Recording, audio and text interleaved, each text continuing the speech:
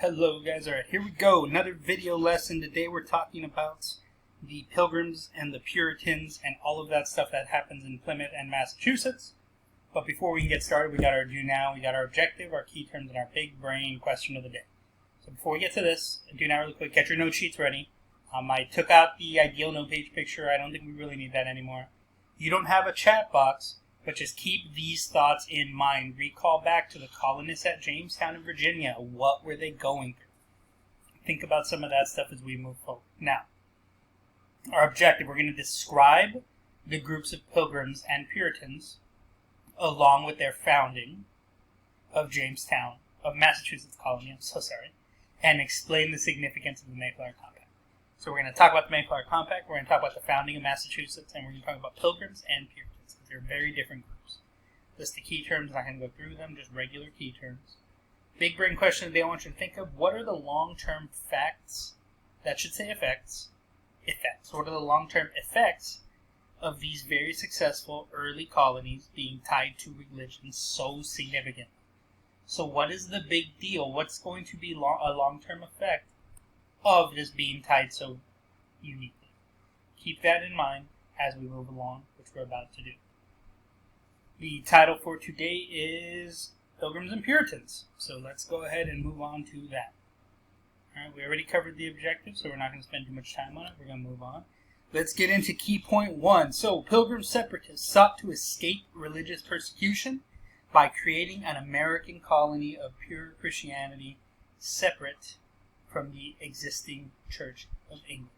Now, I want to clarify something about this slide and this key point. I want you to strike pure Christianity from there. That shouldn't be there at all, so just keep that in mind. I want you to take that out. In fact, I'm going to take it out right now.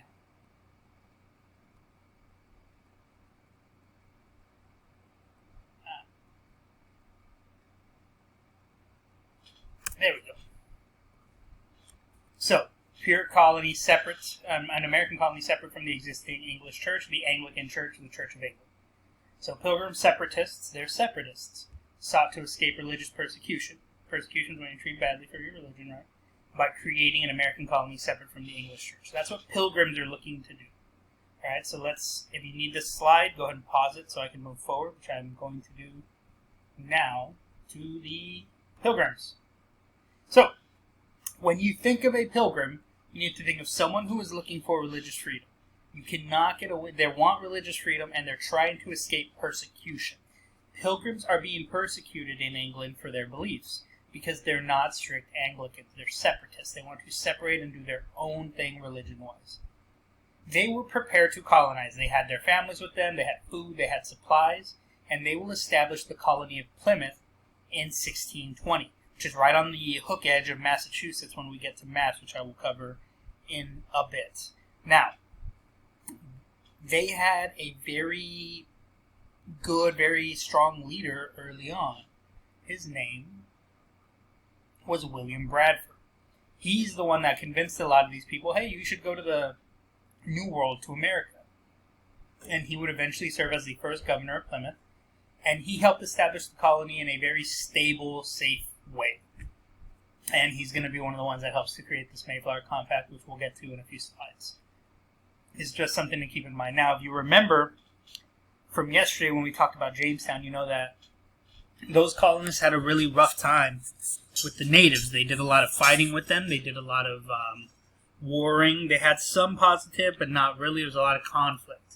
Now, the Pilgrims specifically will have a very different relationship with the natives. The first Thanksgiving will be with the Pilgrims, not with the Jamestown colonists, not with the Puritans, with the Pilgrims. Now, when the Pilgrims arrive, they are greeted by a lone, single, trilingual native. And they're like, what? And this guy spoke English, and he also spoke Spanish on a side note. And that was a big deal. They got there into this new place. They were expecting to meet nobody, or if they met somebody, it was definitely not somebody who spoke English. And the guy spoke English. And his name was Squanto. When he was younger, when he was a kid, I believe, he was captured and sent to Europe in the 1590s. He learned broken Spanish, and then he learned broken English while he was traveling back, trying to get back home. And eventually he makes it back to the New World in the early 1600s. So when 1620 rolls around, he's a little older, a little wiser. He's not quite a young man anymore. And he meets these pilgrims. That should say pilgrims. Look at that. We're catching all the errors early. And he starts to show them how to grow crops, how to hunt, how to navigate the dangerous land, where to hunt, things like that. Meeting Squanto and having this good relationship with the Pilgrims is what will lead to that first Thanksgiving you guys have heard so much about. It is up in Plymouth Colony, which would be eventually Massachusetts.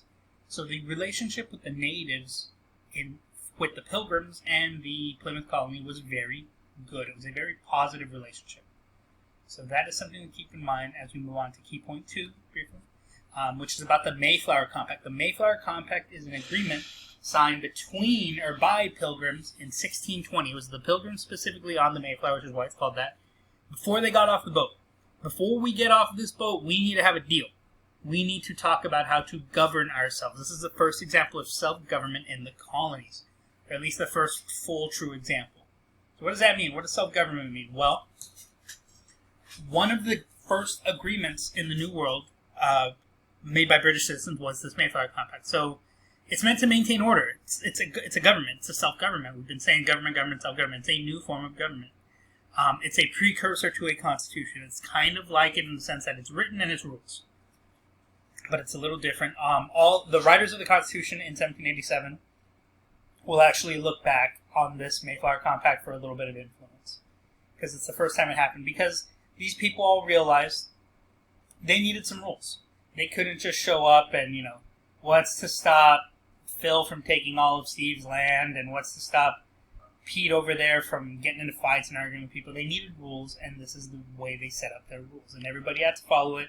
Everybody signed it, and that meant that everybody had to follow it. So if you need time on this slide, or if you needed the key point, I'm going to leave you a few seconds to pause here as we move forward. All right, now we are on to the Puritans, and Puritans are a little different from Pilgrims. And when I say little, I mean very different. The best way to know Puritan and Pilgrim, what's the difference? Or when did they get out there, for example? Puritans get there a little after, about 10 years after. Pilgrims got there first. It's in alphabetical order. Pilgrims first, then Puritans. Puritan families sought to create a better, more pure church in the New World and establish the Massachusetts Bay Colony. This is important because you need to know, Puritans were pretty Anglican. They followed the Church of England pretty well, but they wanted to separate and create their own church, a better version of the English church. Whereas the Pilgrims are separatists. They don't want that church. They want to do their own thing. The Puritans are out looking for that. Now, a little bit about them, right? When you think Puritan, they arrived after the Pilgrims. They established Massachusetts Bay Colony. We're going to refer to it as MBC from now on, but in this first slide, write it fully. Massachusetts Bay Colony, next to it, MBC. Not NBC, MBC. In 1630, they wanted to create a better church, a purer church, while basically being a Anglican church. They wanted to be more pure Anglican, wanted to be a more pure, better version of the Church of England. So keep that in mind when we talk about Puritans. They established Massachusetts, which is in the meat of the colony. We're going to get to that in a second, trust me. We're going to look at the map. Now, John Winthrop arrives with the Puritans. Right? A city upon the hill is his goal. When you think a city upon a hill, I want you to think of John Winthrop, and we're going to look at that a little later. He created a new colony from Bradford and Plymouth. That new colony was MCB. Right? So he creates his own colony, a new colony, a brand new thing. Now, eventually Massachusetts Bay Colony will overtake Plymouth, and they will unite into the Massachusetts Colony. But that takes quite a bit of time, and it won't happen until around the 1960s. So get this info if you need it, and then we are going to move forward. Alright, so here is Massachusetts Colony. There's a little more on the extra, but this is Massachusetts Colony. Plymouth Colony is right here. This is Plymouth Rock. The Pilgrims came up and they landed like right around here on the hook of Massachusetts, as it's called, and then moved up, and this is where Plymouth Colony was established. This is where the Pilgrims lived. This is where the good times with the natives are had. This is where Thanksgiving was had. The Puritans are going to come up and they're going to land up here, and this is where the Puritans are going to establish Massachusetts Bay Colony, which is not the same thing. Now in 1690, like we said on the Winthrop slide, they will eventually unite because Plymouth is going to start to decline, whereas Massachusetts Bay is going to keep rising up. But until they unite and become just Massachusetts colony, these are two separate things. And Plymouth was established in 1620. Massachusetts Bay was established in 1630. Just keep that in mind. So now, let's talk about a city upon a hill. You do not need to write this down yet. I'm going to tell you very specific things to write. You need city upon a hill. Now, take a second, read through these, all right? Because I'm only going to talk about the important ones that you should write. But read through them because these are all like aspects of what the city upon a hill means to Winthrop. So I'll give you a few seconds on the video to read it, and then I'm going to go ahead and read through the ones you should write down. Do not write all these down. Do not write them all down. So, Protestant work ethic. This is a big deal. God rewards his elect, which means he chooses and rewards people who work hard. Because of this, you will not see very much slavery or indentured servitude in Massachusetts or the New England colonies. You'll see a little bit. It exists, but it's very rare, and it does not happen often, mainly because of their work ethic, and that's their beliefs, their religious beliefs. You see a system of winners and losers. There are people who do well and who win, and there are people who do not. It's very have and have not ways in a lot of senses. All free men could vote. This is a very democratic thing for the time. Again, don't write these next few. You should have written that first one, and we're going to move on. The church and state were closely linked. They are not the same. This isn't a theocracy, but the church has a lot of influence over the state and even more influences over people's lives. Now, laws are punished. Laws punish both criminal and undesirable acts, things people didn't like being idle, which is lazy, just being lazy, not having a job, and being drunk in public. These are called blue laws, and we're going to get to blue laws in a second. And there was very little privacy. The church could punish you for being a bad parent, for having marital problems, all sorts of stuff. Now, blue laws. You do need blue laws, and you do need what this means. Now, the Sabbath is just a holy day. Like Sunday is the Sabbath for a lot of Christians, right? Now, laws were established to protect the Sabbath. Some of these laws still affect us today. So there are laws in the state of Texas and in other states, Texas isn't the only one, that were established and are still in effect because of these blue laws, these religious laws. So, for example, in the state of Texas, and we're going to talk a little bit about liquor, right? We have liquor stores and we have grocery stores. Grocery stores can sell you things like beer and wine, but they can't sell spirits, like hard alcohols. Spirits can only be sold in liquor stores, and no spirits can be sold on Sunday because all liquor stores have to be closed for that reason. Grocery stores can sell you beer and wine on Sunday, but after 12 o'clock. These are blue laws. Other states do this too. Pennsylvania, for example, you can only buy liquor in bars or liquor stores. They do not have any types of alcohol in grocery stores. I believe Missouri, you can buy liquor anywhere, even in grocery stores. So they don't have laws like this. So every state has their own little weird laws, and they all tie back to this, again, not religious founding, but to these blue laws that are kind of first thought of by these Puritans. Now, let's go ahead and move forward. Again, the only ones you should have gotten were Protestant work ethic. You should have gotten church and state were closely linked, and then you should have gotten blue laws and no privacy. And blue laws is the definition right here. So, Pilgrim or Puritan. Some similarities. Both groups came over with families. Having a full family created better culture and longevity in the colony compared to Jamestown. A full family group supports themselves. They support each other, whereas the lone dudes are alone. Again, eventually Jamestown's going to make more profit, more money, but the New England colonies are very successful early on, and they have a lot of longevity. People live longer. They're stronger. And not because, traditional family, that's not what I mean. I just mean the fact that having a unit, a family unit and group, allowed them to help each other. They're more set up for success. There's not just one person by themselves. And it helped set them up. Regardless of what you think, it helped set them up.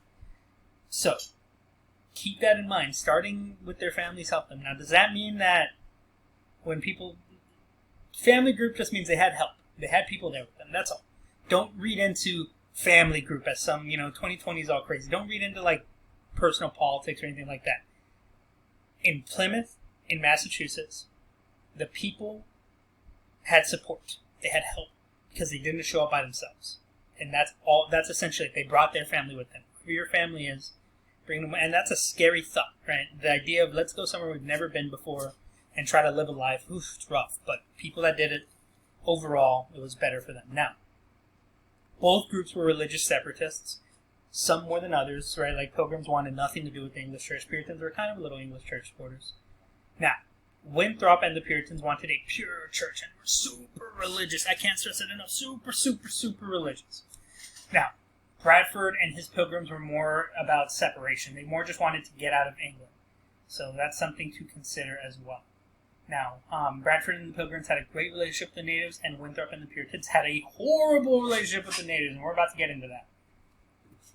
Pilgrims also established, Puritans started to develop private and public education.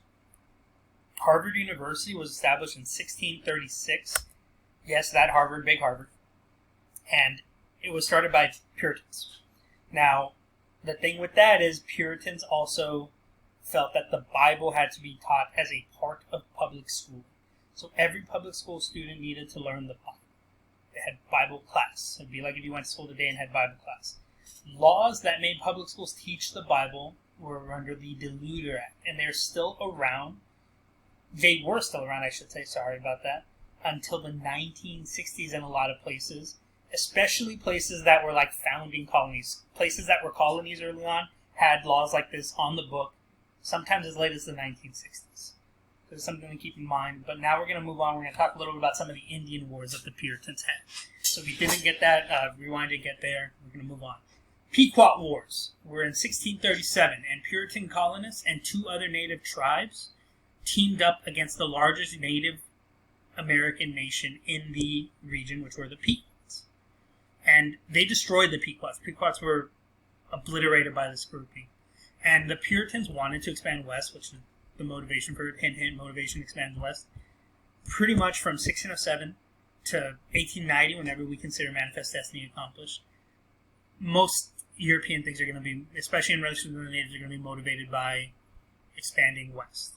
Now, European tactics, that the Puritans used were considered savage and cruel by Pilgrims watching on and their native allies.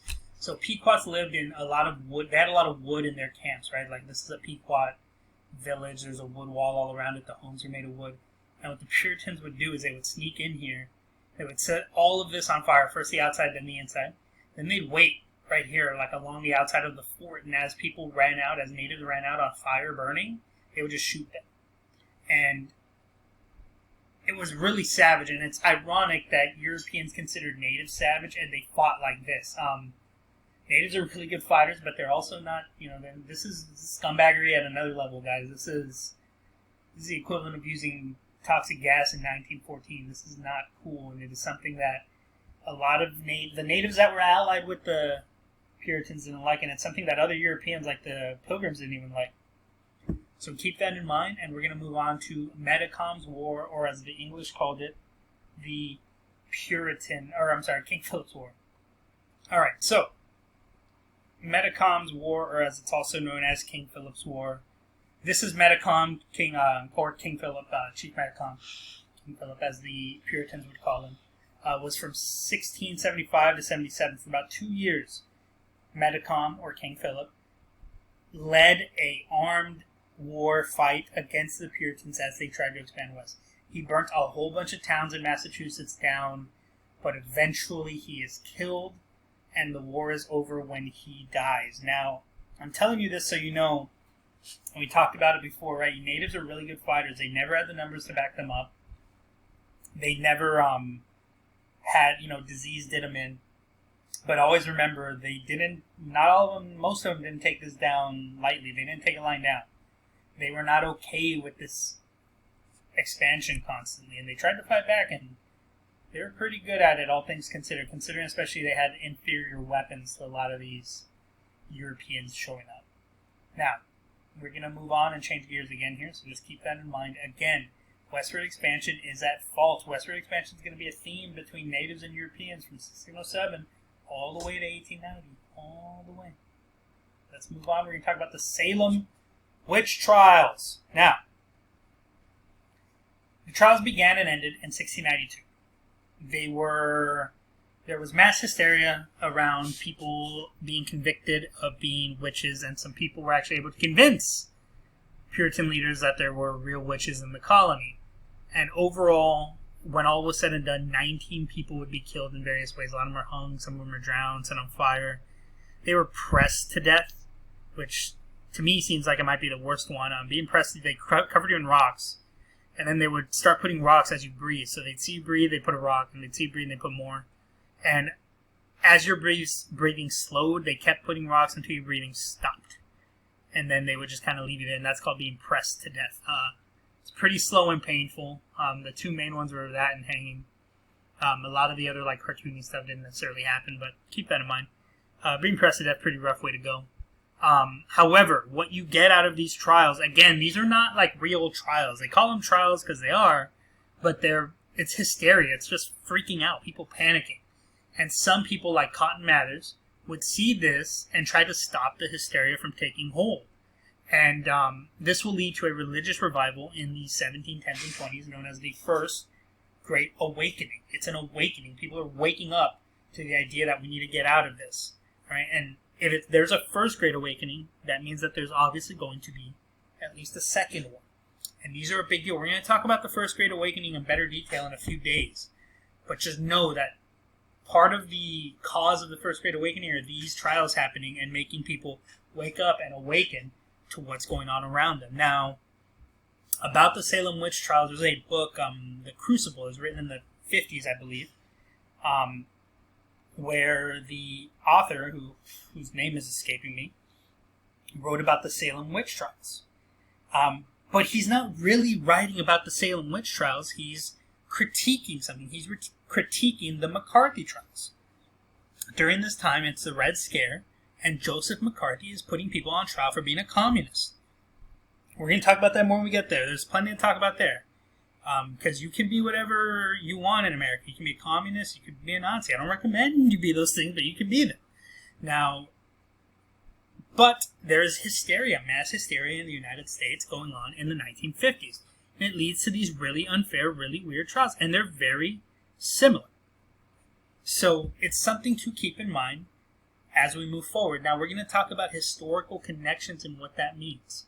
All right, now, here we go. All right, so,